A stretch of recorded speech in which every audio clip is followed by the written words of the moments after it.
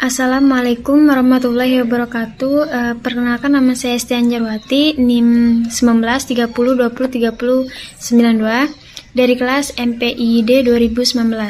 Baiklah, saya di sini akan mempresentasikan makalah yang berjudul perencanaan atau penentuan kebutuhan Sarpras dari mata kuliah Manajemen Sarana dan Prasarana untuk memenuhi tugas UTS. Di sini ada pengertian perencanaan menurut Roger A. Kaufman seperti yang dikutip oleh Nanang Fata. Perencanaan adalah proses penentuan tujuan atau sasaran yang hendak dicapai dan menetapkan jalan dan sumber-sumber yang diperlukan untuk mencapai tujuan itu seefisien dan seefektif mungkin.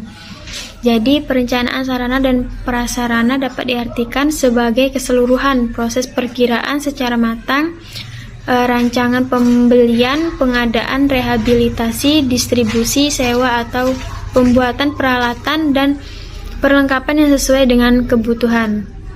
Kemudian ada karakteristik perencanaan sarana prasarana.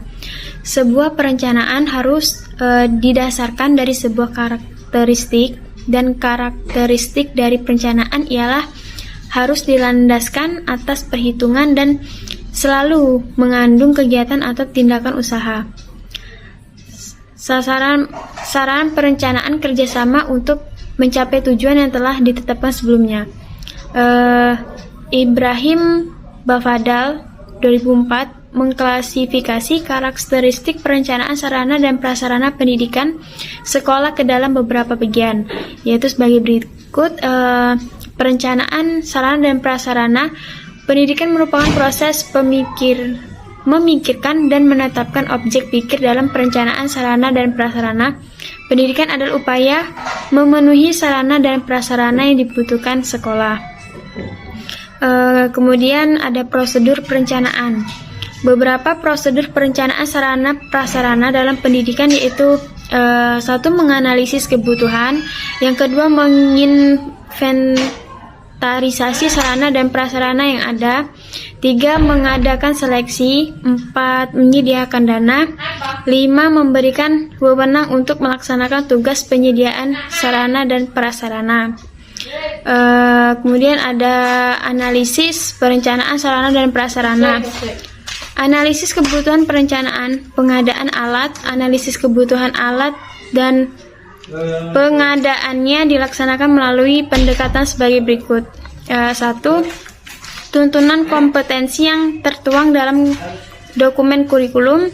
2. Jumlah kelompok belajar atau kelompok praktik.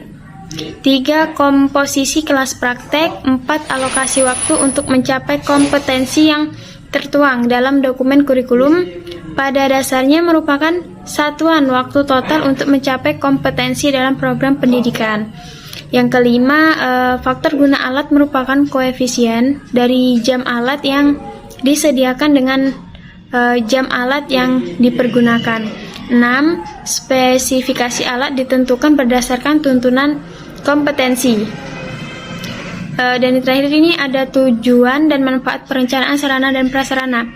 Tujuan perencanaan sarana dan prasarana adalah demi menghindarkan terjadinya kesalahan dan kegagalan yang tidak diinginkan untuk meningkatkan efektivitas dan efisien dalam pelaksanaannya. Sedangkan manfaat perencanaan sarana dan prasarana pendidikan adalah dapat membantu dalam menentukan tujuan, meletakkan dasar-dasar dan menetapkan langkah-langkah, menghilangkan ketidakpastian, dapat dijadikan sebagai suatu pedoman atau dasar untuk melakukan pengawasan, pengendalian, dan bahkan juga penilaian agar nantinya suatu kegiatan itu berjalan dengan efektif dan efisien. Baiklah, itulah tadi penjelasan dari saya. Saya akhiri, wabillahi taufiq wal hidayah. Wassalamualaikum warahmatullahi wabarakatuh.